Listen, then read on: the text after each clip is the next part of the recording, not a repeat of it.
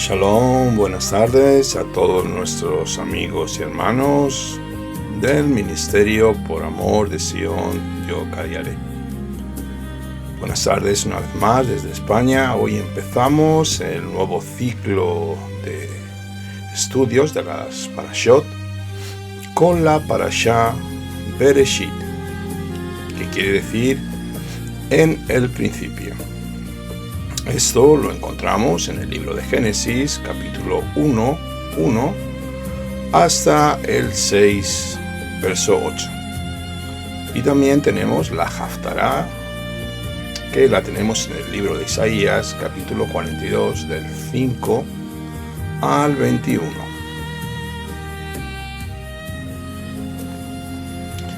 Y vamos a empezar directamente, porque hoy tenemos mucho que estudiar. Vamos directamente con ella. Y dice así, Bereshit, Génesis 1:1, en el principio creó Elohim los cielos y la tierra, pero la tierra llegó a estar desolada y vacía, y había tinieblas sobre la faz del abismo, y el espíritu de Elohim se cernía sobre la faz de las aguas. Bien, como he dicho antes, empezamos con un nuevo ciclo de estudios, como es habitual con la porción Bereshit, que quiere decir en principio de él. Ya desde el comienzo de la creación, la bendita Torá nos enseña a su pueblo que detrás de todo lo creado hay un ser superior, un creador con una sabiduría totalmente infinita, apartando las enseñanzas de Elohim del paganismo humano o la idolatría, que el Rabbi Shaul nos habla de ella en su carta a los Romanos, capítulo 1, verso 20 al 25, con estas palabras. Porque desde la creación del mundo sus atributos invisibles, su eterno poder y divinidad se han visto con toda claridad, siendo extendido por medio de los creados, de manera que no tienen excusa. Pues aunque conocían a Dios, no le honraron como a Dios, ni le hicieron gracia, sino que se hicieron varios en sus razonamientos, y su necio corazón fue entenebrecido. El hecho de que alguien haya dado inicio a la existencia, a todas las cosas, a la creación, las cuales podemos ver, nos enseña que él, Elohim, es el dueño de todo lo que existe y que tiene derecho de gobernar sobre, obviamente, lo creado que es suyo. Este hecho le convierte en el gran legislador y creador del universo. Si hay uno que haya dado inicio a todo lo que existe, tanto en los cielos como en la tierra, entonces todo lo que existe tiene que cumplir los propósitos suyos.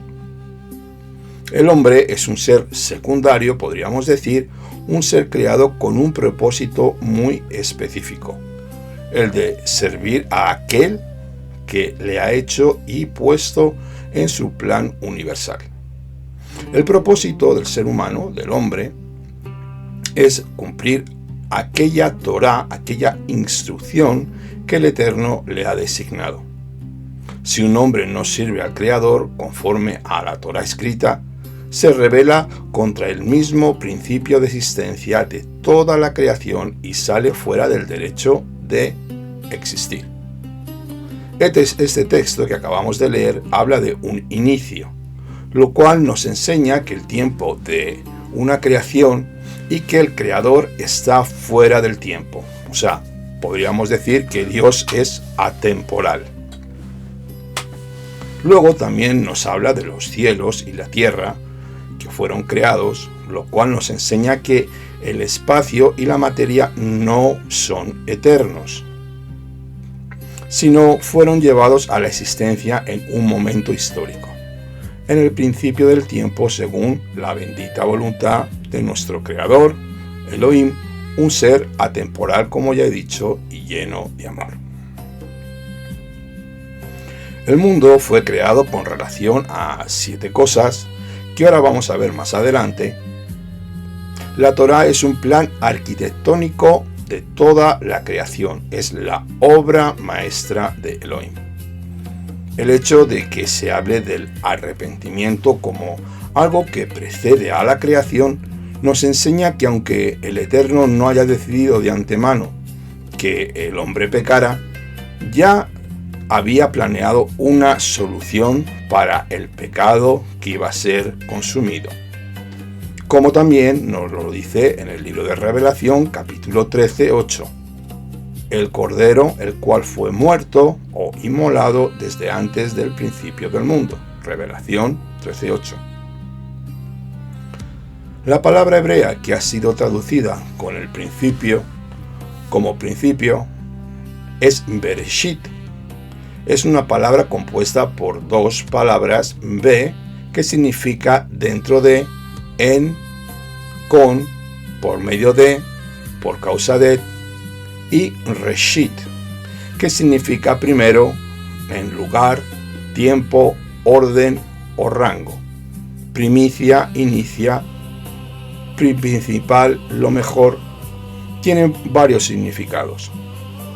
Según el diccionario Strong, esta palabra viene de la misma raíz que Rosh, que significa cabeza, parte superior, comienzo, jefe, principal o gobernante.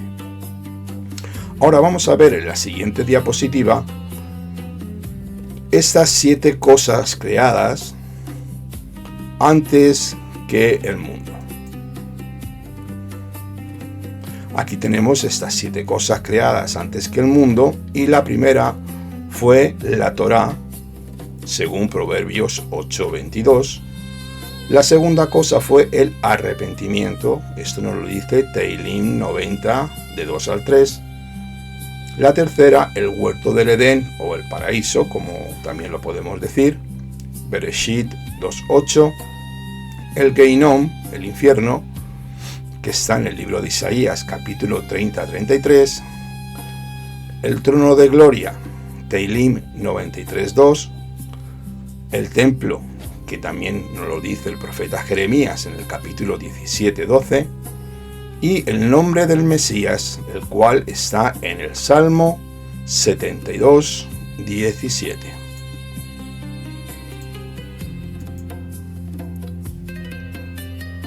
Estas 7 cosas que acabamos de ver fueron el plan original creado por Elohim antes de la creación del mundo. La Escritura nos lo vuelve a confirmar en Primera de Kefa, capítulo 1:20, que nos dice así: porque Él estaba preparado desde antes de la fundación del mundo, pero se ha manifestado en estos últimos tiempos por amor a vosotros.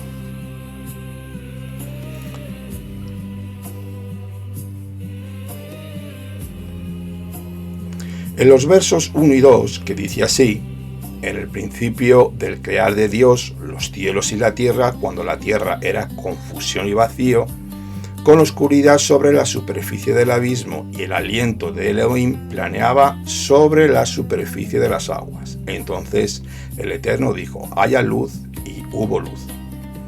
Estos 2 versos que ya hemos leído nos explican primeramente el orden en que fueron creadas todas las cosas.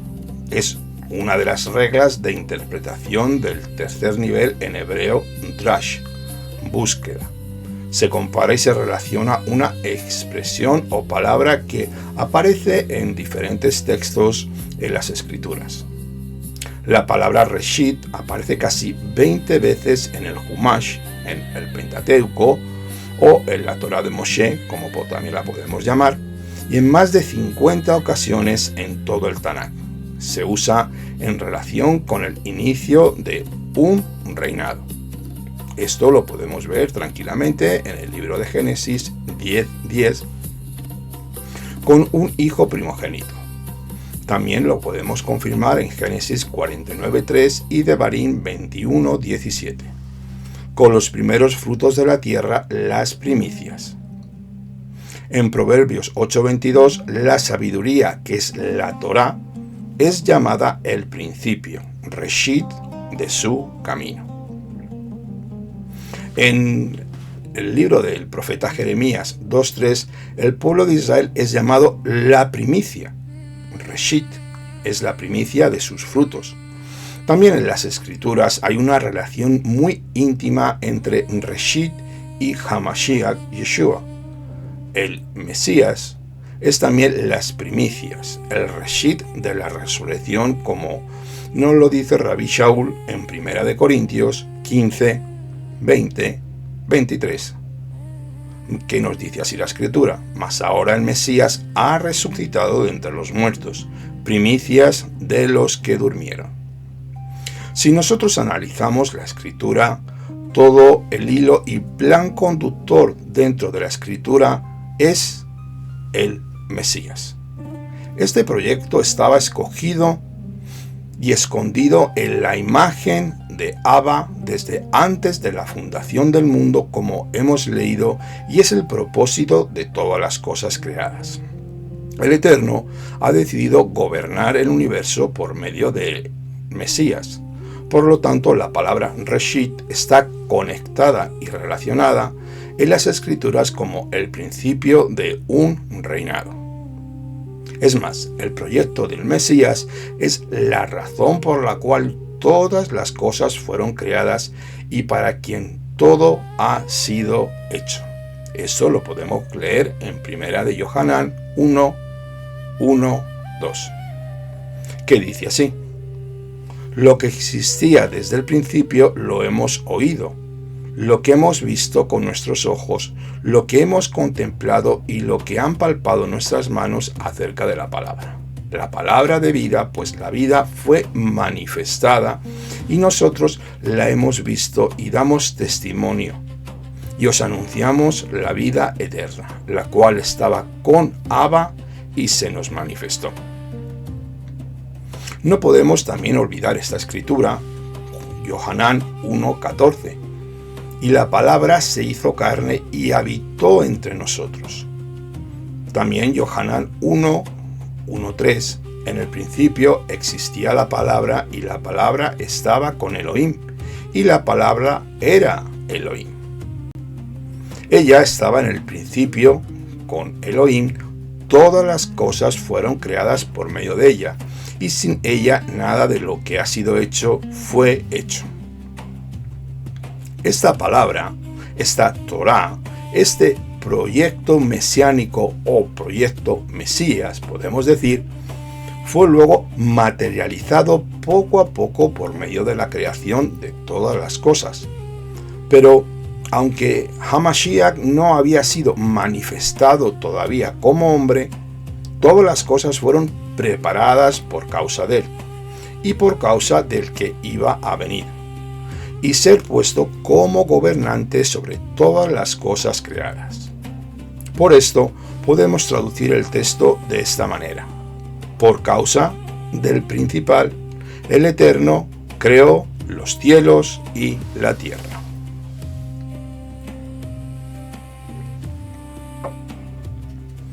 Esta, para mí, es la obra magistral de Adonai, el proyecto del todo por lo que fue hecho en su infinita misericordia para dar a conocer el nombre, su bendito nombre, por medio de Yeshua HaMashiach. Continuamos con el verso 3. Entonces dijo Elohim: haya luz, y hubo luz. Y vio Elohim que la luz era buena. Y Elohim hizo separación entre la luz y la oscuridad. Y llamó Elohim a la luz día, y a la oscuridad llamó noche. Y fue la tarde y fue la mañana, Yom Echad, el primer día.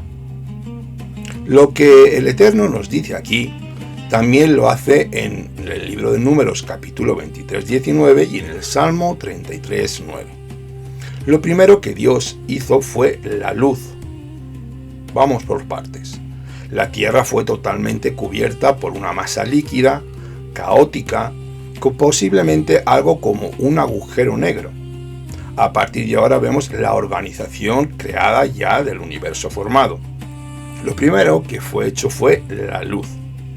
Observa que el sol todavía no había sido creado. Esto nos enseña que no se trataba de la misma luz que viene del sol. Esto luego fue producido y creado por el sol y las estrellas. Esta luz era otra luz. El verso 4 también nos dice esto: Esta luz primordial fue la del Mesías. Fue lo primero que el Eterno reveló en su creación. Sin embargo, esta luz fue separada de las tinieblas, fue de alguna manera escondida del mundo para ser revelada en los tiempos proféticos más adelante ordenados. Tan como nos dice en el libro de Juan, capítulo 1, verso 4 al 10. En él estaba la vida, y la vida la luz de los hombres, y la luz brilla en las tinieblas, y las tinieblas no prevalecieron contra ella. Viene un hombre enviado por Dios cuyo nombre era Johanán. Este vino como testigo para testificar de la luz, a fin de que todos creyeran por medio de él. Él no era la luz. Lo que hemos leído en el verso 5 y nos dice así: y fue la tarde y la mañana un día. La Torá nos describe las cosas de una manera estrictamente lineal. No las describe de una forma lineal, sino más bien avanza de una manera circular. El pensamiento hebreo no tiene nada que ver con el pensamiento griego, que es lineal. El hebreo es circular, siempre vuelve a su origen. Por esta razón, no se debe entender estas palabras como un seguimiento de lo que ocurrió antes, sino como un resumen de lo que pasó durante todo ese día. Según la bendita Torá, el día empieza con la noche a la caída del sol. Primero había oscuridad y luego vino la luz. Ese es un día. Aquí nos dice que fue el primer día porque los demás días no habían venido todavía, y por eso no se podía hablar de una secuencia de días, sino solo de un día. Por lo tanto dice un día o día 1 en hebreo, como he dicho, Yom Echad. Vamos con el verso 6. Y dijo Elohim: haya expansión en medio de las aguas y separe las aguas de las aguas. Según Nachmanides, el universo fue creado como un grano pequeño que luego fue expandido. Ese grano fue la única creación física. Todas las otras creaciones fueron espirituales, según el Nefesh, lo que decimos en hebreo como alma, de los animales, y la Neshama, que es el alma superior del ser humano.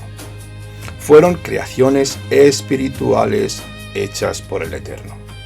En ese grano todavía, y toda la materia prima estaba para hacer coincidir el resto de todas las cosas. Cuando ese grano, que era tan pequeño que no había sustancia en él, fue expandido y se transformó en materia, entonces comenzó el tiempo.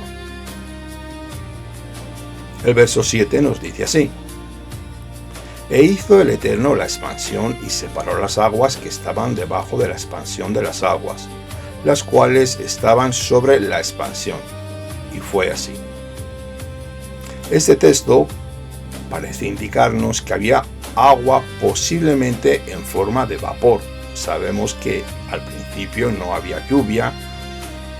Encima de la atmósfera, esto era como un vapor que estaba alrededor de la tierra.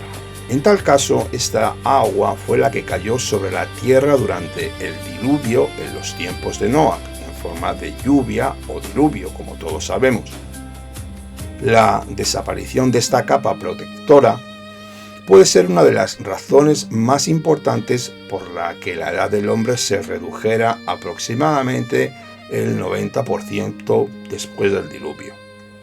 La nueva condición de vida después del diluvio también podría darnos una explicación lógica del por qué fueron exterminados los dinosaurios. Nos vamos al verso 8.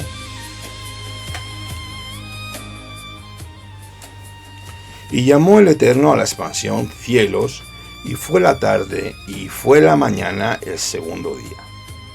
La palabra cielos en hebreo, Shamaim, está en forma dual. Esto lo he explicado en alguno de mis estudios, y quiere decir un par de cielos o cielos en forma plural.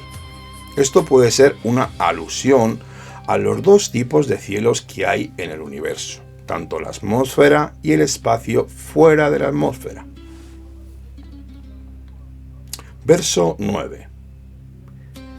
Y dijo el Eterno: júntense en el lugar las aguas que están debajo de los cielos y que aparezca lo seco. Y fue así. Al principio, lo seco era un solo continente. Más adelante, como sabemos, la tierra se dividió. Versos 11 y 12. Y dijo el Eterno: produzca la tierra vegetación, hierbas que den semilla, y árboles frutales que den frutos sobre la tierra según su género, con su semilla en él. Y fue así, y produjo la tierra vegetación, hierbas que dan semilla según su género, y árboles que dan fruto con su semilla en él, según su género, y vio el Eterno que era bueno. Por la palabra del Eterno, la tierra empezó a producir vegetación. Vamos a ver, cada vez que el Eterno hablaba, las cosas tomaban forma. Y aquí fue la vegetación. Aquí no habla ningún acto de creación. El Midrash también nos dice que el primer día Dios creó la materia prima a partir de la cual construiría todo el mundo. Como hemos dicho antes, todas las cosas existían como una materia sin forma. Durante los días posteriores, el Eterno, bendito sea su nombre, formó y moldeó la materia para que las cosas fueran de la manera como nosotros hoy las conocemos. Vamos con los versos 14 y 15. Y dijo Adonai: haya lumbreras en la expansión de los cielos para separar el día de la noche, y sean para señales y para estaciones y para días y para años, y sean por luminarias en la expansión de los cielos para alumbrar sobre la tierra. Y fue así. Las tres clases de lumbreras, el sol, la luna y las estrellas, fueron puestos en los cielos para cumplir 7 propósitos divinos que ahora vamos a ver en la siguiente diapositiva.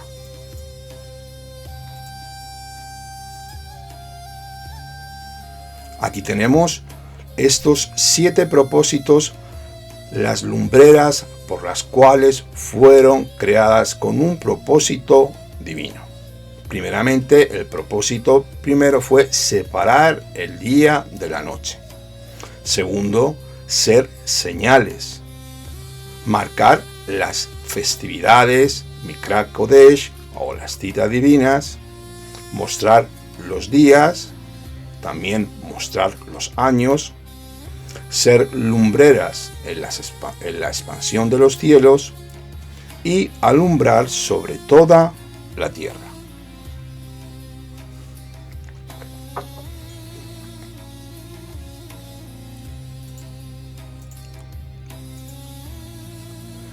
Una vez que hemos visto esto, vamos con el verso 16.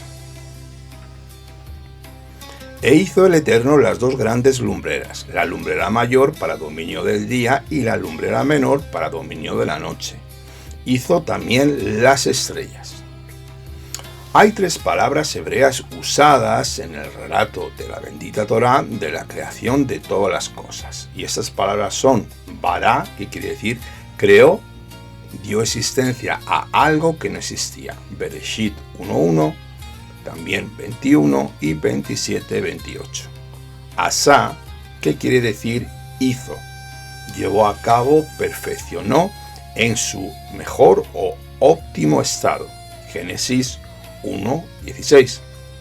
Y la última palabra es yatzar, que quiere decir formar o moldear.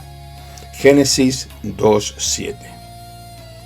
En el cuarto día, el Eterno hizo el sol, la luna y las estrellas.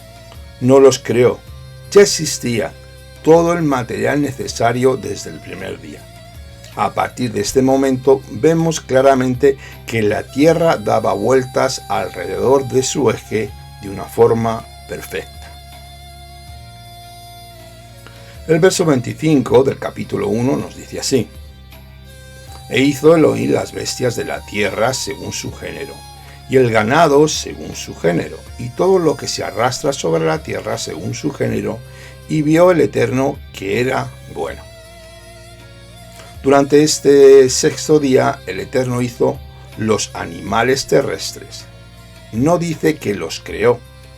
El alma de los animales ya existía desde el quinto día, como hemos leído anteriormente, y por eso el Eterno no necesitaba crear algo nuevo para hacer animales terrestres. Versos 26 y 27. Y dijo el Eterno: hagamos al hombre con nuestra imagen, conforme a nuestra semejanza, y ejerzan dominio sobre los peces del mar, sobre las aves del cielo, sobre los ganados, sobre la tierra, y sobre todo reptil que se arrastra sobre la tierra. Creó, pues, el Eterno al hombre con la imagen suya, con la imagen del Eterno lo creó. Varón y hembra los creó. Moshe Rabenu nos habla sobre esto y dice que Moshe escribió la Torá según el Eterno se la iba dictando. Cuando el Eterno le pidió que registrara el verso 1.26, hagamos al ser humano, Moshe hizo una objeción. Amo del universo, preguntó, ¿por qué les das a los herejes una oportunidad para pecar y deducir de esta forma plural que más de un Dios, por llamarlo así, creó al hombre? ¿Por qué? Y la respuesta del santo bendito sea Akadosh Baruj Hu fue la siguiente. El Midrash nos orienta y le dice que lo he expresado en plural para darle una lección al ser humano. Una persona importante generalmente piensa que para él es superfluo dejarse aconsejar por sus subordinados. Además, el Eterno dijo: déjalo estudiar este versículo así y se dará cuenta que aún el Creador que creó el mundo superior e inferior consultó con la corte celestial, con los ángeles antes de crear al hombre. Esto nos enseña que antes de crear al hombre hubo una decisión en la corte celestial, como acabo de decir. El Eterno se ha rodeado de seres superiores que están involucrados en sus proyectos de una forma activa. Tenemos las escrituras que nos lo confirman en Primera de Reyes, capítulo 22-19, Job 1.6, Daniel 4.17 y Revelación 4.4. El ser humano tenía que reflejar la manera de ser del Eterno en el mundo natural, como los ángeles le reflejan en el mundo sobrenatural, en los lugares celestiales. Las dos palabras que han sido traducidas con nuestra imagen, como dice la escritura, conforme a nuestra semejanza, Besalmenu ki de Mateunu, tiene dos prefijos diferentes, be y que. Be significa en o con y que significa como, de acuerdo a. Y esto es una comparación.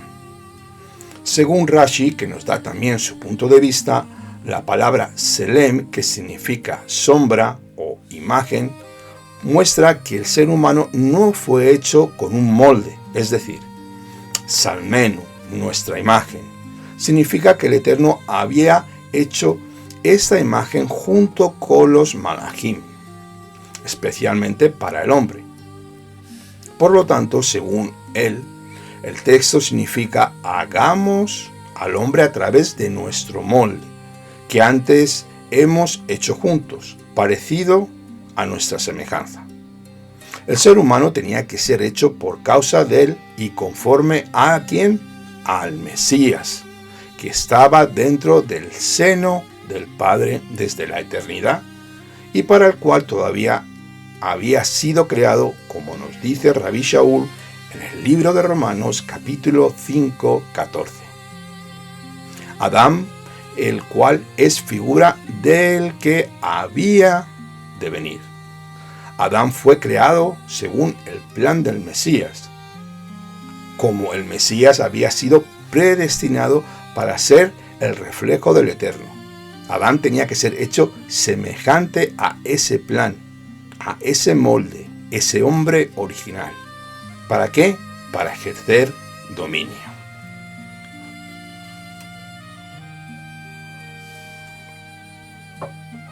Cuando entendemos esto, que el ser humano fue creado para dominar sobre todas las bestias y animales de la tierra, es de esta manera el ser humano reflejaría el dominio del Creador sobre todas las cosas. Este dominio del hombre dependía de la sujeción al dueño, al amo de todo lo creado. Fue un dominio de mayordomía, nunca y no independiente. La independencia del hombre de su creador fue su ruina, como ya sabemos. Varón y hembra los creó, así dice la Escritura. La palabra hebrea que ha sido traducida como hombre es Adam, que en primer lugar no significa varón, sino ser humano, o también podríamos llamarlo raza humana. Por lo tanto, Adam es un compuesto de varón y hembra, como iremos viendo más adelante. Más adelante vemos como la mujer no fue creada aparte o separada del varón, sino como una parte de él. Los dos juntos forman al ser humano, la humanidad. Adán, como también está escrito en Bereshit 5:2, varón y hembra los creó y los bendijo y los llamó Adán, el día en que fueron creados. Esta expresión, varón y hembra, debe ser entendida como masculino y femenino. Esto nos enseña que un varón debe ser masculino y una mujer debe ser femenina. Deben ser diferentes, obviamente. También nos enseña que el varón no es completo sin una esposa que le complemente. Y una mujer no es completa sin un esposo que la complemente. Los dos fueron creados para ser la raza humana al uno, para ser Ejad. No puede existir el uno sin el otro o viceversa. En el verso 28 nos dice así: y los bendijo Elohim y les dijo: sed fecundos y multiplicaos, y llenad la tierra y sojuzgadla. Ejerced dominio sobre los peces del mar, sobre las aves del cielo y sobre todo ser viviente que se mueva sobre la tierra. Este es el primero de los 613 mandamientos, podríamos decir, que aparecen en la Torá. El hombre tiene la obligación de multiplicarse. Esto es algo muy importante. Para poder multiplicarse de forma adecuada hay que entrar en un pacto matrimonial y tener hijos. Aquel varón o mujer que no quiera casarse y tener hijos resiste el propósito original para el ser humano y puede llegar a traer maldición en su vida, cuando vive en fornicación y en concubinato. Solo en casos muy especiales y particulares se puede permitir que un hombre o una mujer se queden sin casar. Nos vamos con el verso 29 hasta el 31. Y dijo Elohim: he ahí os he dado toda hierba que produce semilla que está sobre la faz de la tierra, y todo árbol en el que hay fruto y que produce semilla os será de alimento. Y a toda la bestia de la tierra y a toda ave de los cielos y a todo lo que resta sobre la tierra en los cuales hay vida, toda hierba verde les será por alimento. Y fue así. Y vio el Eterno todo lo que había hecho, y he aquí que estaba muy bien. Y fue la tarde y fue la mañana, el día sexto. El verso 29 nos habla que los hombres no podían comer carne hasta después del diluvio. Esto lo vemos en Génesis 9:3. El verso 30 también nos dice que todos los animales comían vegetales. Ningún animal mataba a otro para comer. Debemos de entender esto. La maldición no había entrado todavía en el mundo. El mundo fue creado muy diferente a lo que vemos ahora. Después de la caída del pecado, todo cambió.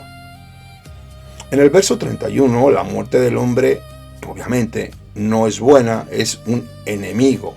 Por lo tanto, en este momento no había muerte. El hombre podía vivir eternamente. La muerte no solo entró en un hombre, sino también en el resto del mundo por el pecado del hombre, como nos dice el libro de Romanos, capítulo 5, 12, que nos lo expresa así Rabbi Shaul. Por tanto, tal como el pecado entró en el mundo por un hombre y la muerte por el pecado, así también la muerte se extendió a los hombres porque todos pecaron. Nos vamos ya al capítulo 2, verso 1, que así fueron acabados los cielos y la tierra y todo su ejército. Y en el día séptimo, Elohim acabó su labor que había hecho. Y en el día séptimo cesó toda su labor que había hecho. Y bendijo Elohim el día séptimo y lo santificó, porque en él cesó Elohim de toda su obra que había creado al actuar. Según la primera parte del verso 2, parece que el Eterno estuvo trabajando durante el séptimo día, completando su labor. Sin embargo, en la segunda parte del mismo verso, y en el verso 3, está escrito que cesó de toda su labor. Entonces, ¿qué fue lo que hizo en el séptimo día para completar la obra de la creación? Es la pregunta. Cesó su labor, dejó de crear. Así que, con ese mismo cese, la obra fue completada. El séptimo día fue un día bendecido y escogido, apartado, santificado por Elohim. Hay una bendición especial pronunciada sobre y escondida dentro de este día. Ningún otro día de la semana tiene una bendición específica. Pero no solo bendijo el séptimo día, sino también lo santificó, como ya he dicho. La palabra hebrea que ha sido traducido como santificar es kadash, que significa apartar. Esta palabra tiene dos connotaciones principales: apartar de algo y apartar para algo. En este caso, el séptimo día fue apartado de los demás días para ser diferente. Pero no solamente esto. Hay algo más, sino también fue apartado para Adonai, para ser de su exclusiva posesión. El día de reposo es de Adonai. Así que el Shabbat fue santificado de los demás días, apartados ese día de la semana para ser diferente, y fue santificado para ser una exclusiva posesión del Creador, bendito sea su glorioso nombre. Así que ese día es suyo, lo ha apartado para él. No tenemos excusa ninguna para ser su propio día. Por esto lo llama mi Yom Kadosh, mi día santo. En Isaías 58, 13, 14 tenemos la referencia donde apoyarnos. El Shabbat es el día de Elohim. Él tiene un propósito muy específico para ese día. Después de terminar toda la obra de la creación en 6 días, preparó un día exclusivo por medio del cual él pudiera tener una relación especial con el hombre y obrar de una manera concreta dentro del hombre, santificándolo tal y tal como está escrito en Éxodo 31:13, y lo voy a leer para ti. Habla pues tú a los Bené Israel diciendo: de cierto guardaréis mis Shabbatot, porque está escrito que eso es una señal entre yo y vosotros por todas vuestras generaciones, a fin de que sepáis que yo soy Elohim que os santifico. Es decir, en el séptimo día no se hacen cosas que intervienen en el orden natural de lo creado. No se pueden hacer. Durante 6 días semanales tenemos el tiempo para trabajar, para hacer.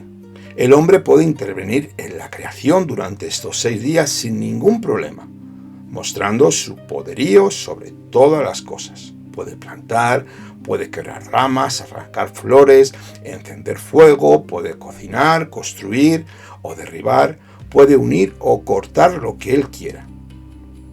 Puede escribir y transportar objetos, cargar, puede trabajar con todas las cosas que el Eterno ha entregado en sus manos, pero en Yom Shabbat, en el día del Shabbat, no puede hacer nada de eso, porque nuestro Padre nos dejó un ejemplo a seguir. Este día de Shabbat es para guardarlo según su bendita Torah, su Torah de vida.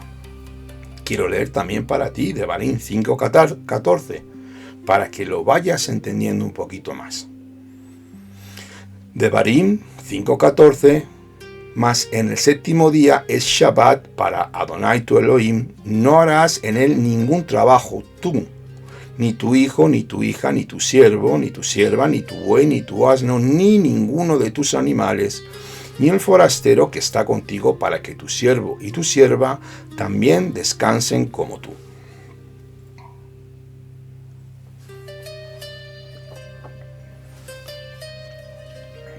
Esto es algo muy importante que tenemos que entender y poco a poco ir asimilándolo. Verso 4 nos dice así: estos son las generaciones de los cielos y de la tierra cuando fueron creados el día que Adonai Elohim hizo la tierra y los cielos. La palabra hebrea que ha sido aquí utilizada y traducida como generaciones es toldot, que deriva de la raíz yalat, que significa engendrar o nacer. La palabra toldot puede ser entendida de dos maneras en sentido humano o sentido histórico cuando se refiere al sentido humano. Tiene que ver con la descendencia cuando se refiere a la historia única de los sucesos históricos que se han producido.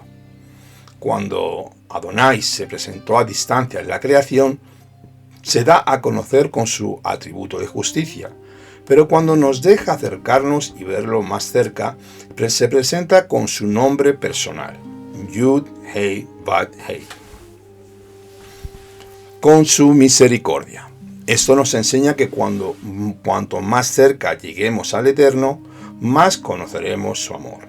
Esto lo vemos en el libro de Juan, capítulo 1, en Primera de Juan, capítulo 1, Primera de Juan, capítulo 4, verso 8, y dice así: el que no ama no conoce a Elohim, porque Elohim es amor. El verso 8 también nos dice esto: y nosotros hemos llegado a conocer y hemos creído el amor de Elohim que tiene para nosotros. Elohim es amor, y el que permanece en amor permanece en Elohim, y Elohim permanece en él. Nos vamos con el verso 7 del capítulo 2. Entonces el eterno Elohim formó al hombre del polvo de la tierra y sopló en su nariz el aliento de vida, y fue el hombre Nefesh Hayah, un alma viviente. La palabra eterna que ha sido traducida como y formó es Vayiteser, que tiene una letra Yud extra en este caso. Cuando se habla de la formación de los animales en el verso 19, la misma palabra fue escrita con una solo Yud. Pero cuando se habla de la formación del hombre hay dos Yuds. ¿Cómo se puede entender esto? ¿Cómo lo podríamos entender? Es obvio que el texto hebreo quiere mostrar que hubo una diferencia entre la formación del cuerpo humano y entre el de los animales. El cuerpo humano tiene algo más, algo que los cuerpos de los animales no tienen. Por mucho que queramos humanizar a los animales, somos diferentes. Los animales no fueron creados para la resurrección. El cuerpo humano es como una semilla que tiene una pequeña parte donde está depositado el potencial de la vida de la resurrección. Los animales no tienen esto. Cuando una semilla es sembrada en la tierra y muere, es activada esa vida de resurrección. De la misma manera, el Eterno preparó el cuerpo humano para poder resucitar. Esto lo tenemos en 1 Corintios 15, 42, 44. El espíritu de vida del Eterno es el que hace que cada hombre pueda vivir. El ser humano no es un ser eterno en sí mismo. El alma del hombre depende del espíritu del Eterno para poder existir. El hombre solo puede alcanzar la inmortalidad en una estrecha relación con aquel que existe por sí mismo. Nuestro Padre Celestial es el que nos da la vida. Así que la inmortalidad independiente es totalmente una mentira.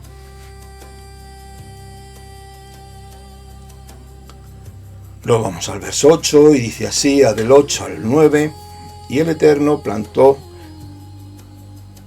Elohim un huerto en el Edén al oriente y puso allí al hombre que había formado. Elohim hizo brotar de la tierra todo árbol agradable a la vista y bueno para la comida. Y en medio del huerto estaba el árbol de la vida y el árbol del conocimiento del bien y del mal. Y del Edén salía un río que se regaba el huerto y desde allí se dividía en 4 cauces.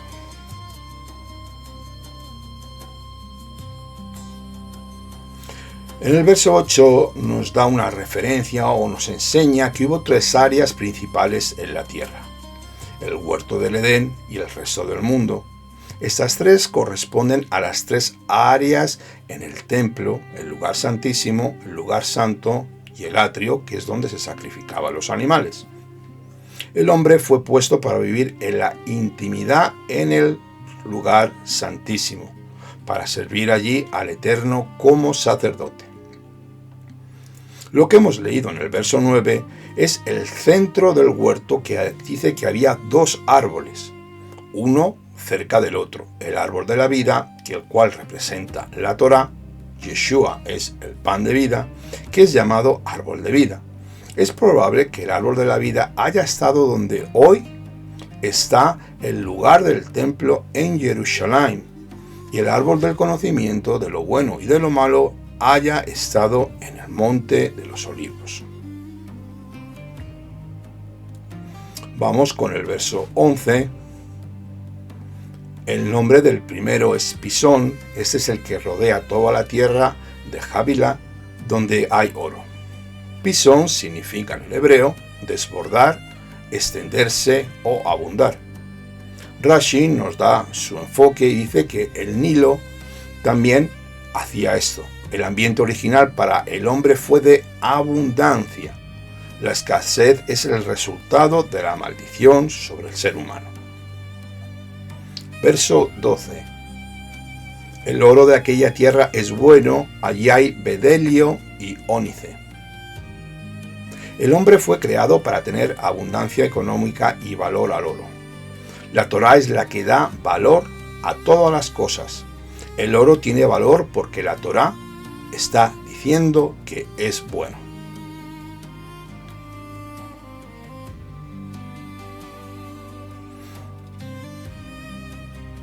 Vamos con el verso 15 hasta el 17. Tomó pues el Eterno Elohim al hombre y lo puso en el huerto del Edén para que lo cultivara y lo guardara. Y el Eterno ordenó al hombre diciendo que todo árbol del huerto coma libremente. Pero del árbol del conocimiento del bien y del mal no comerás de él, porque el día que comas de él, ciertamente aquí morirás.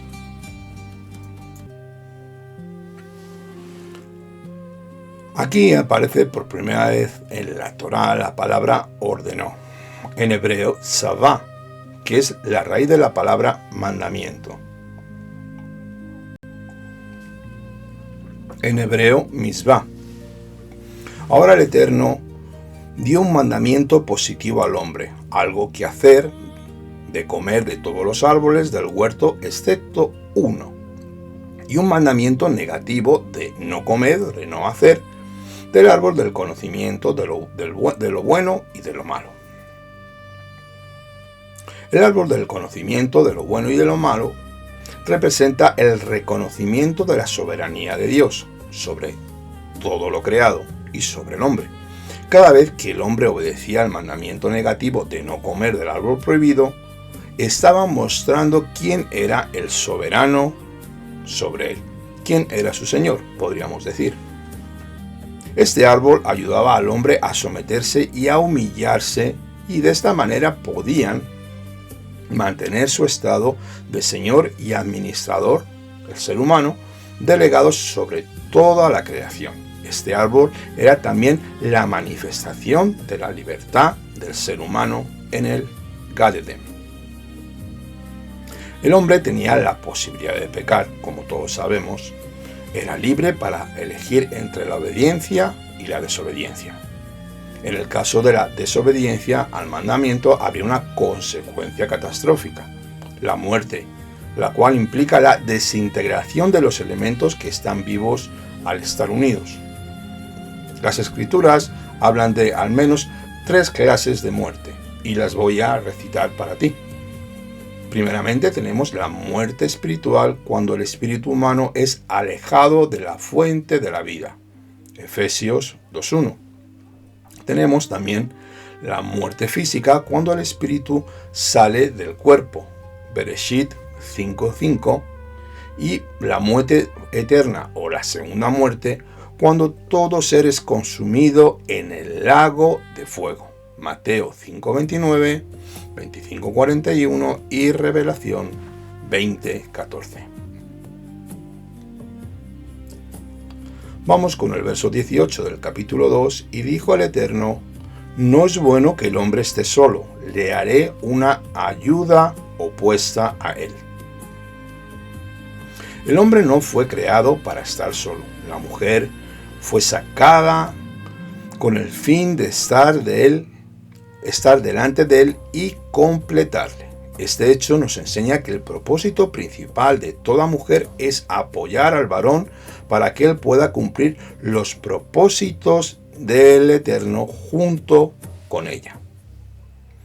Verso 19. Y el Eterno formó de la tierra todo animal del campo y toda ave del cielo, y los trajo al hombre para ver cómo los llamaría. Y como el hombre llamó a cada ser viviente, así fue su nombre. En el 5º y 6º día fueron formados los animales. Estos animales luego fueron traídos al hombre para que él dominara con su señorío sobre cada uno de ellos, a través del discernimiento espiritual y su capacidad de hablar. Por medio del discernimiento espiritual podía detectar el carácter y la función de cada animal o especie. Versos 21 y 22. Entonces el Eterno hizo caer un sueño profundo al hombre y durmió.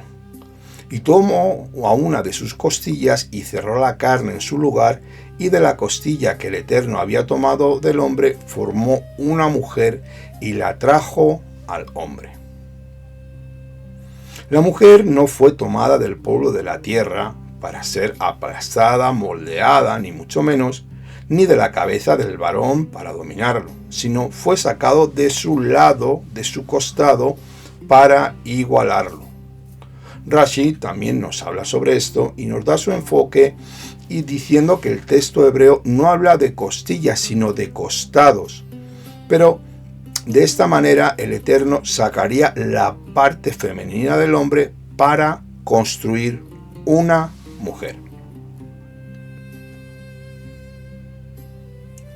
Versos 24 y 25. Por eso abandonará el hombre a su padre y a su madre, y se unirá a su mujer, y serán una sola carne. Y el hombre y su mujer estaban ambos desnudos y no se avergonzaban. Aquí tenemos la base para el matrimonio entre el hombre y la mujer. El matrimonio es un pacto entre varón y mujer, que quede claro. No hay otro tipo de sexo, varón y mujer, que tiene implicaciones sociales. Por lo tanto, la relación entre un hombre y una mujer no es un asunto privado. En todas las culturas hay algún tipo de anuncio público a la hora de iniciar un pacto matrimonial, lo que llamamos en el mundo hebreo ketuvá. El hombre no tiene el derecho de cohabitar con una mujer sin tener un pacto matrimonial con ella como base. Vivir en concubinato o en fornicación puede traer maldición tanto al hombre como a la mujer. La unión entre el varón y mujer en el pacto matrimonial es un asunto que se registra en los lugares celestiales. En este primer matrimonio, el Eterno trajo la mujer al hombre y los casó. Después entró a las autoridades celestiales con la facultad de confirmar los pactos matrimoniales.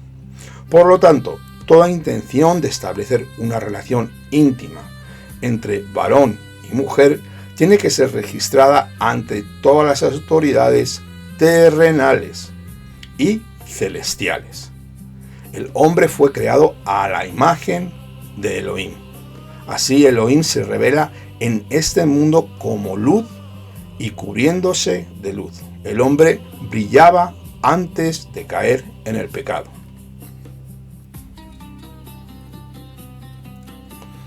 Vamos al capítulo 3, desde el verso 1 hasta el 5. Pero la serpiente era astuta más que toda bestia del campo que Elohim había hecho, y dijo a la mujer: ¿con que Elohim ha dicho no comáis de ningún árbol del huerto? Y dijo la mujer a la serpiente: del fruto de los árboles del huerto podemos comer, pero del fruto del árbol que está en medio del huerto ha dicho Elohim: no comáis de él ni lo toquéis, para que no muráis. Entonces dijo la serpiente a la mujer: ciertamente no moriréis, sino que bien sabe el Eterno que el día que comáis de él, se os abrirán los ojos y seréis semejantes a Elohim, conocedores del bien y del mal. Aquí vemos cómo la serpiente ataca a la mujer por varias razones. La mujer es mucho más sensible a los impulsos espirituales que el del hombre. La mujer no fue creada del polvo de la tierra de una forma, vamos a llamarlo así, más vasta. Fue sacada ya cuando Adán, Arishon, tenía el Ruach, el espíritu de vida dentro de él, y por eso la mujer es mucho más sensible y también es más fácil de seducir espiritualmente a la mujer que al hombre. En 1 de Timoteo, Rabbi Shaul nos dice esto en el capítulo 2 y verso 14. Y Adán no fue engañado, sino que la mujer, siendo engañada, completamente cayó en transgresión. Los mandamientos nos habían sido entregados al varón, y él a su vez lo transmitió a su esposa. Por lo tanto, Adán no fue engañado, porque sabía muy bien cuál era el mandamiento que había recibido del Eterno en cuanto al árbol prohibido, del conocimiento del bien y del mal. La serpiente fue muy astuta e hizo una pregunta para entrar en discusión con la mujer. Esta es la estrategia del adversario, que está basada siempre en la manipulación de la mente y la mentira. El verso 3 vemos como la mujer añadió al mandamiento: no está prohibido tocar el árbol, solo comer de él. Yo estoy seguro que Adán nunca le enseñó esto a Javá. Es muy importante no añadir ni quitar a los mandamientos de la bendita Torá. El verso 5 nos dice que la serpiente reclama conocer lo que había en la mente del Creador. Ella es religiosa. Ahora está intentando establecer una religión diferente. Lo atractivo de su nueva religión es que ofrece la libertad de la ley y el desarrollo personal mediante un conocimiento superior. Es una religión que crea independencia de Elohim, algo contrario a la enseñanza bíblica. Todos tenemos que estar sometidos al Creador, así seremos bendecidos y protegidos en todo momento. Continuamos con el verso 6 y 7. Así vio la mujer que el árbol era bueno para comer, y que era agradable a los ojos, y que era el árbol deseado para alcanzar conocimiento, y tomó de su fruto y comió, y dio también a su marido, que estaba con ella, y él comió. Entonces se les abrieron los ojos a ambos y se dieron cuenta de que estaban desnudos, y que consiguieron follaje de higuera y se hicieron ceñidores para sí mismos.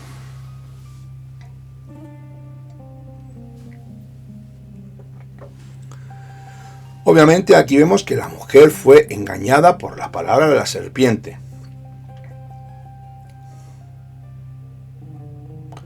Creyó más la mujer en las palabras mentirosas de la serpiente que en las palabras que le había dicho su propio esposo, que venía de Elohim. El conocimiento de los hombres ya no estaba basado en la revelación causada por la unión espiritual con Adonai, sino en la independencia intelectual. Perdieron la gloria que habían tenido y conocieron que estaban desnudos. En cuanto ellos pecaron, vieron sus cuerpos desnudos y se cubrieron con hojas de higuera. La palabra hebrea para conocer, que es yadá, no solo significa discernir intelectualmente algo, sino también saber por experiencia. Ahora experimentaron verdaderamente lo que significaba estar desnudos en todos los sentidos, físicos y espirituales. Vamos al verso 8 hasta el 10. Y oyeron el sonido del Eterno paseando por el huerto a la brisa del día, y se escondió el hombre y su mujer de la presencia de Akadosh Baruj Hu entre los árboles del huerto. Pero el Eterno Elohim llamó al hombre y le dijo: ¿Dónde estás? Y contestó: he oído tu sonido en el huerto y he tenido miedo porque estoy desnudo y me he escondido. Bien, aquí vemos que ya entró el pecado, entró en el mundo, y parece ser que fue por la tarde. Por esta razón, el Mesías Yeshua tenía que morir por la tarde, para quitar el pecado del mundo. El miedo entró en el mundo por causa del pecado. El Eterno sabe todas las cosas y no necesita ser informado de lo que sucede. A pesar de esto, le hace una pregunta a Adán para así darle la oportunidad de ¿qué? De arrepentirse y confesar su pecado con un corazón humillado. Pero esto no fue así. Vamos al verso 12 y 13. Vamos a ver la contestación que le dio el hombre. Y dijo el hombre: la mujer que me pusiste conmigo, ella me ha dado del árbol y he comido. Y el Eterno dijo Elohim a la mujer: ¿qué es esto que has hecho? Y respondió la mujer: la serpiente me engañó y he comido. Aquí, como podríamos decir en español, cada uno se lavaba las manos y le echaba las culpas al otro, porque el carácter del hombre se había vuelto ya depravado. En unos segundos o horas que el pecado había entrado, ya se había vuelto depravado. Y por esto le echaba la culpa a Elohim, primeramente el hombre, por haberle dado una mujer que le hizo pecar. En lugar de dar la cara, tomar la responsabilidad y decir y pedir perdón, se coloca detrás de su esposa intentando escapar ¿de qué? De la responsabilidad y evitar el castigo por lo que ha hecho mal. En el verso 13 vemos que la mujer sigue el mismo comportamiento que su marido y, en vez de arrepentirse y pedir perdón, le echa las culpas a la serpiente. Tanto el hombre como la mujer cayeron en depravación. Vemos el verso 14 y 15. Entonces dijo el Eterno a la serpiente: por cuanto has hecho esto, maldita tú entre todos los animales y entre todas las bestias del campo. sobre tu vientre andarás, y polvo comerás todos los días de tu vida, y pondré enemistad entre ti y la mujer, y entre tu descendiente y su descendiente, él te aplastará la cabeza cuando tú hieras su calcañar. Aquí toda la creación se corrompe y entra en la maldición, la creación por primera vez, maldiciendo a la serpiente primero y luego a la mujer, siendo esta la primera profecía mesiánica de redención que veremos en el verso 15. Esta promesa es para toda la humanidad. A pesar de que los hombres se habían sometido al espíritu de rebeldía e independencia, todavía el Eterno quedaba y daba dentro de ellos una inclinación al bien, el Yeser Hatov, que les iba a motivar para no quebrantar los mandamientos del Eterno. Eso es lo que muchas veces sentimos, cada uno de nosotros, que siga habiendo una lámpara dentro de nosotros a la cual estamos conectados, que es la fuente de la vida. En segundo lugar, se habla aquí de la descendencia de la serpiente y de la descendencia de la mujer. La descendencia de la serpiente son los hombres que quebrantan los mandamientos del Eterno. Y la descendencia de la mujer representa a los hombres que obedecen los mandamientos del Eterno, luchando en enemistad contra la serpiente y el pecado. Debemos notar que la Torá habla aquí de que la simiente de una mujer, lo cual es una cosa contra naturaleza, pues que la mujer no tiene simiente. La simiente es el esperma, en hebreo sera, que la cual viene del hombre. Entonces la pregunta es, ¿cómo es que ahora se habla de la semilla de una mujer? Esto lo he explicado en otros de mis estudios y evidentemente aquí tenemos una profecía de un nacimiento sobrenatural del Mesías. Este texto parece indicar que se tratará del nacimiento del Mesías sin el esperma o semen de un varón que fecundaría a la mujer.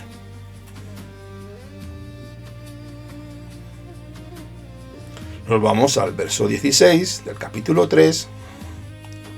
Y a la mujer dijo, en gran manera multiplicaré tu dolor en el embarazo, con dolor darás a luz a tus hijos, y con todo tu deseo será para tu marido, y él tendrá dominio sobre ti.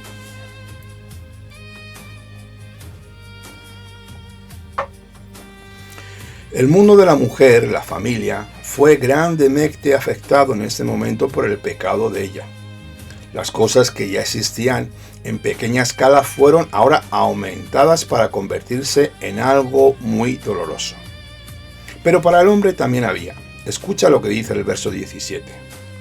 Y al hombre dijo, por cuanto has atendido a la voz de tu mujer y has comido del árbol, del cual te ordené, diciendo, no comas de él, maldita sea la tierra por causa tuya.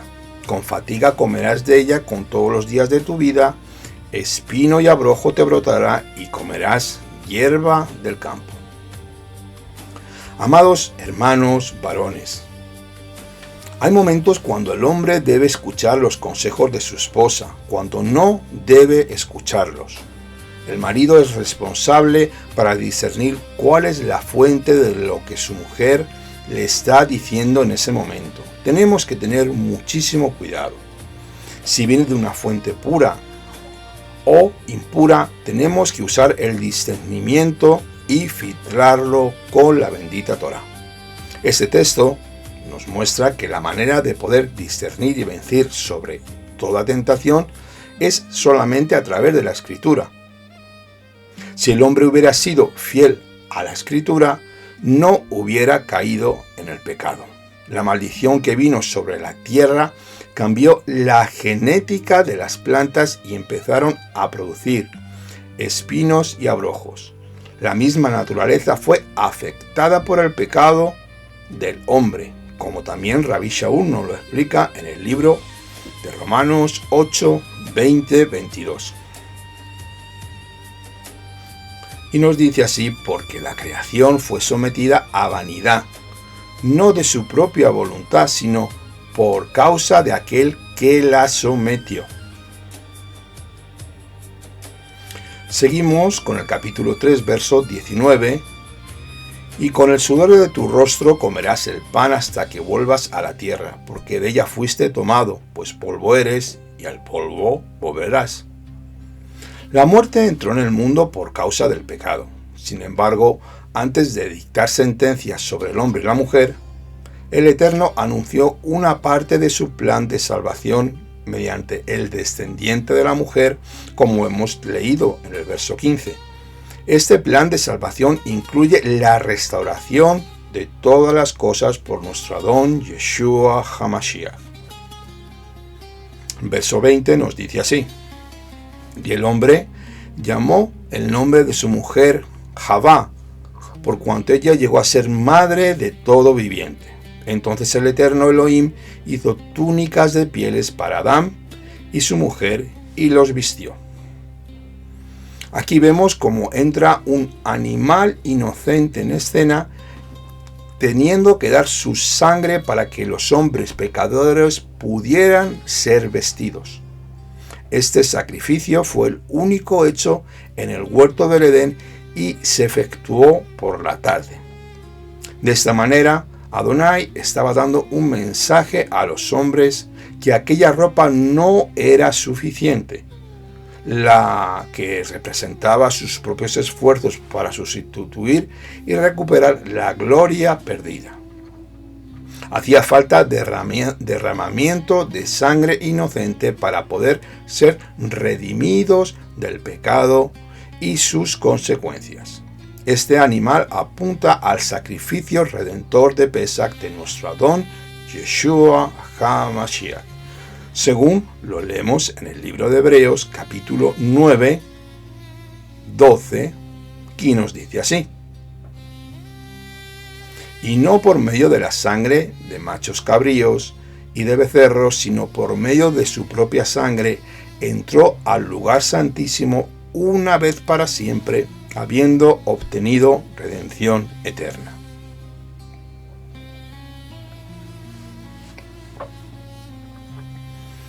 Aquí tenemos como el Eterno anuncia su plan de salvación de dos maneras. Primero, a través del mensaje del descendiente de la mujer que iba a aplastar la cabeza de la serpiente, y luego mediante el único sacrificio que iba a ser hecho en el huerto con el fin de cubrir la desnudez de los hombres. Todo está conectado. La palabra hebrea Yeshua, que quiere decir salvación o Elohim salva, habla de un acto de liberación que causa un estado de amplitud y desahogo al ser humano. El término salvación en las Escrituras no solamente significa que el hombre sea liberado del pecado, la muerte y la ira de Elohim, para poder participar en el siglo venidero, sino mucho más que eso.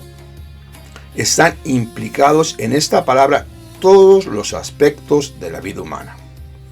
Esto se trata de ser liberado de todo lo que impide el cumplimiento del propósito inicial del Creador, bendito sea su glorioso nombre, para que se produzca una situación de shalom permanente, shalom en un estado completo de orden, salud, perfección y armonía, de bienestar en nuestro ser, tal y como pasó con el primer Adán antes que cayera en el pecado.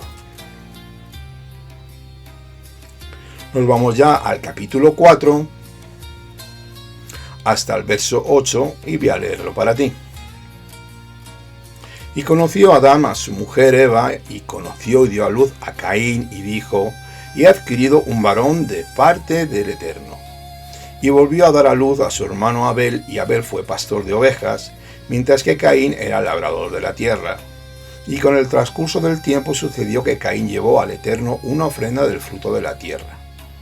También Abel llevó de los dos primorizos de su rebaño de la grosura de ellos, y el Eterno consideró a Abel su ofrenda, pero no consideró así la de Caín. Entonces se enfureció a Caín en gran manera y decayó su semblante. Entonces Adonai dijo a Caín: ¿por qué te enfurece esto? ¿Y por qué ha decaído tu semblante?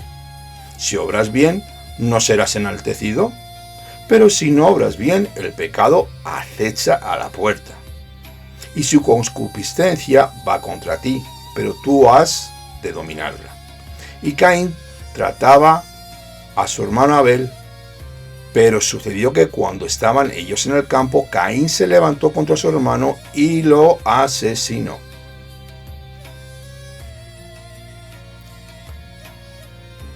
La gramática del texto hebreo nos da un indicio de que Javá ya había dado a luz anteriormente. La pregunta es ¿cuándo? Rashi nos desvela esto y dice que fue antes de la caída del pecado. Otros dicen que fue después. Rashi enseña que Javá dio a luz a 5 hijos el día de su creación. Caín con su hermana melliza y Abel con sus 2 hermanas mellizas. Tanto Caín como Abel se casaron con sus hermanas mellizas, las tomaron como esposas. El verso 3 que acabamos de leer, la Torá dice que solamente fue del fruto de la tierra, lo cual nos da a entender que fue cualquier tipo de fruto, no lo mejor escogido por Caín. El Midrash dice que fue lino, el peor fruto que se podía encontrar. En el verso 4, Abel ofreció generosamente lo mejor que poseía, corderos que nunca habían esquilado o trabajado y que no tenían ningún tipo de defecto. El Eterno había mostrado a Adán y a Javá cuáles eran los animales limpios o kasher que valían para los sacrificios. Esto lo tenemos en Génesis 7:2. Y por eso Abel sabía qué clase de animales el Eterno podía recibir. Los sacrificios de Caín y Abel fueron dados el 14 de Nisán, el día de Pesaj. Iban a ser ofrecidos más adelante. Esto lo tenemos en el libro de Hebreos, para que lo quiera leer, capítulo 11, verso 4. El Eterno miró con agrado a Abel y su ofrenda en primer lugar, y luego vio la actitud de su corazón, una actitud de amor, una actitud de entrega, y fe, y esa actitud fue recompensada con la manifestación de su agrado. El Midrash cuenta que cayó fuego del cielo y consumió su sacrificio, aceptado por la condición del corazón de Abel. Vamos con el verso 10. Y él le dijo: ¿qué has hecho? La voz de la sangre de tu hermano clama a mí desde la tierra.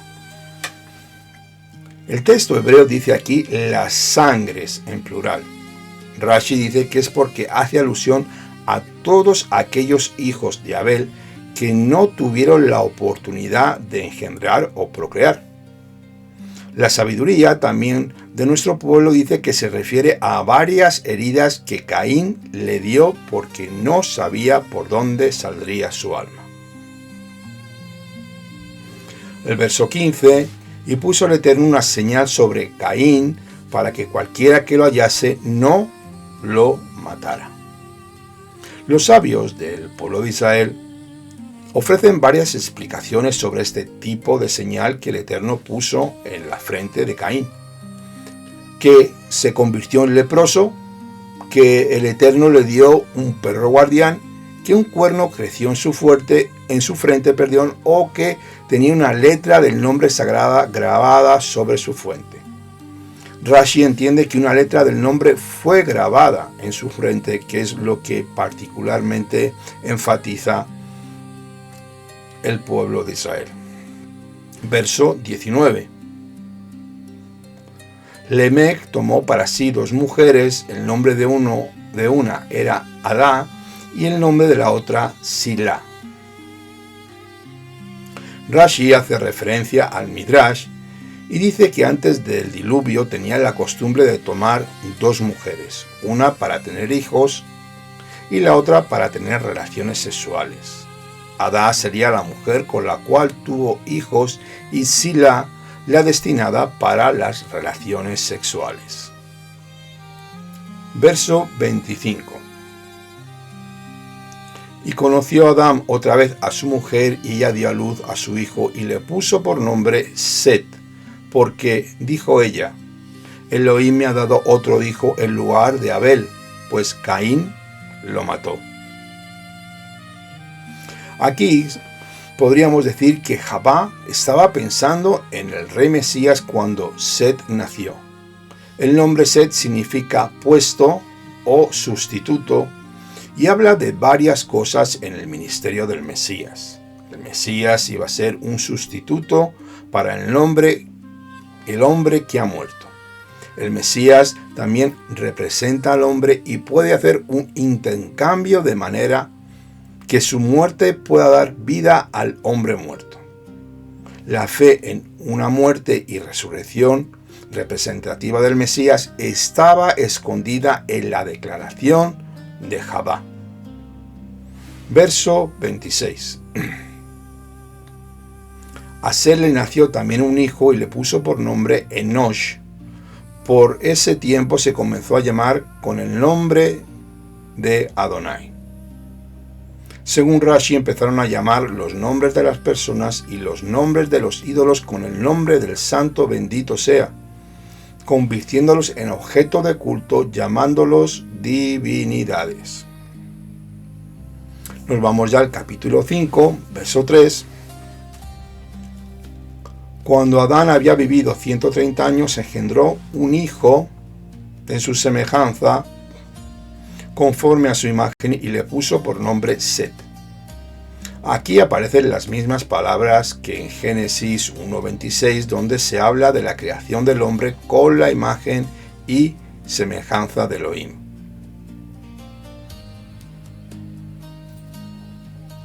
Vamos a leer del capítulo 5, versos 21 al 29.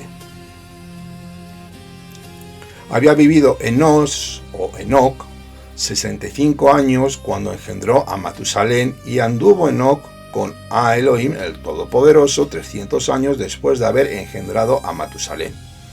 Y engendró hijos e hijas.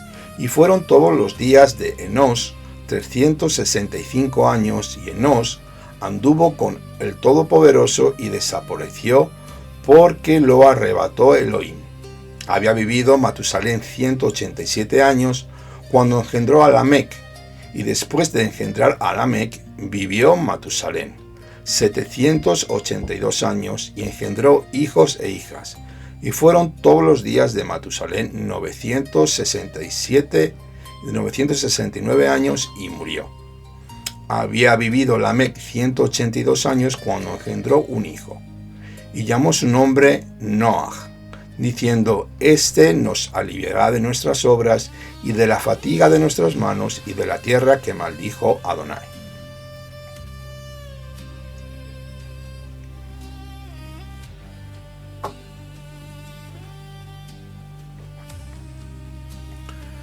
Los hijos, vamos al capítulo 6 y verso 2.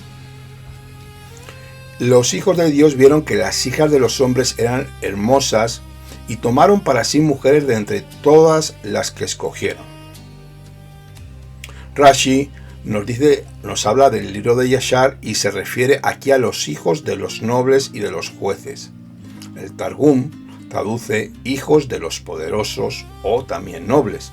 En el Midrash y el libro de Enoc se habla de ángeles que habían caído del cielo en la época de Enoc y se unieron con las hijas de los hombres, y allí nacieron los gigantes.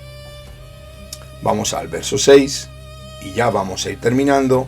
Y le pesó al Eterno haber hecho al hombre en la tierra, y sintió tristeza en su corazón. Y el Eterno nunca cambia su actitud, pero al proceder de los hombres según de esas decisiones fue afectado. Pero nos dice el verso 8 lo siguiente: Mas Noach halló gracia ante los ojos de Adonai. Aquí tenemos al Redentor. El Eterno siempre ha ofrecido gracia a los hombres que se arrepienten del mal y le buscan por medio de este siervo que iba a limpiar la tierra de toda la maldad cometida hasta aquel momento. él iba a seguir unas instrucciones, pero esto lo veremos en la siguiente Parashá Noach, que vamos a ver cómo el Eterno lo utiliza como un Sadik Tamim, un justo integral, y ya lo veremos en la próxima porción. Bueno, hasta aquí hemos llegado. Sé que ha sido un estudio largo. Quiero daros las gracias por vuestro tiempo. Esta porción tiene mucho donde sacar. Por eso me he tenido que extender un poquito más. Quiero disculparme, pero sobre todo quiero dar gracias al Eterno por sus bendiciones y por darnos sabiduría que Él nos ha ido revelando cada verso que hemos ido trabajando en él. Por favor, si te ha gustado este estudio, yo te pediría que le dieras al me gusta, dale al like. Si te quieres suscribir a nuestro canal, eres más que bienvenido. Y si te ha quedado alguna duda, por favor, ponnos un correo electrónico y te responderemos lo antes posible si nos quieres preguntar cualquier cosa. Ahora sí, vamos a ir cerrando ya con una tefilá. Y si quieres unirte conmigo, eres más que bienvenido. Bendito eres tú, Señor, Dios del universo, Dios de Abraham, de Isaac y de Jacob. Bendito eres tú, Adonai Elohei Israel, que nos has dado, Señor, de nuevamente tu misericordia para poder estar delante de tu rostro, Señor. Empezamos este año nuevo, Señor, con tus estudios, Señor, con esta Parashá Bereshit, que tú nos bendigas, que abra nuestro entendimiento, Señor, que nos bendigas y nos des dirección en todas las cosas que hemos de hacer. Ayúdanos, Señor, a caminar en tus caminos de amor, de paz y de justicia y no apartarnos. Gracias por tu sabiduría, porque tu nombre es inefable, Señor. Tu nombre es grande y todopoderoso, Señor. Jeheye, Asher, Jeheye, Elohei Israel. Baruch Shem Kevod Malchuto Leolam Baed.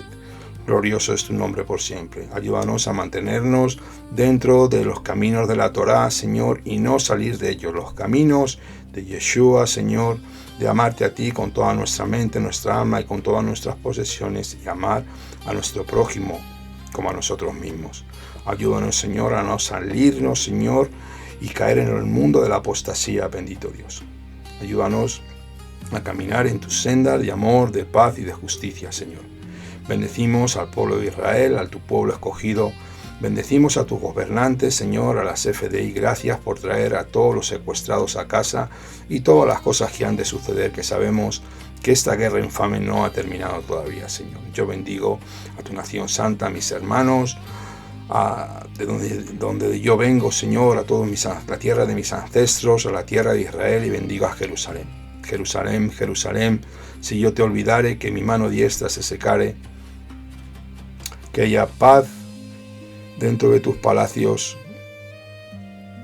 shalom dentro de tus muros. Por amor de mis hermanos y mis amigos, diré yo, sea shalom dentro de ti, Jerusalén. Bendito eres tú, Señor. Gracias, Señor, por tu Torá, por tus mandamientos. Ayúdanos, Señor, y que el fuego del Espíritu siempre esté avivado en nuestros corazones, Señor. Renuévanos, restauranos, sánanos, Señor. Bendecimos al huérfano, al pobre, a la viuda, al necesitado, al extranjero y a todos los enfermos de tu pueblo, a Kadosh Baruj Hu. A ti sea la gloria, la honra y el poder, en el nombre de tu Hijo, Yeshua HaMashiach, el Rey de Gloria. Amén, ve amén. Bueno, amados hermanos, pues hasta aquí hemos llegado. Te damos gracias una vez más, muchas gracias. Nos despedimos desde España, desde el Ministerio Por Amor de Sion No Callaré. Que tengan un precioso día. Shabbat Shalom. Shalom Alejem.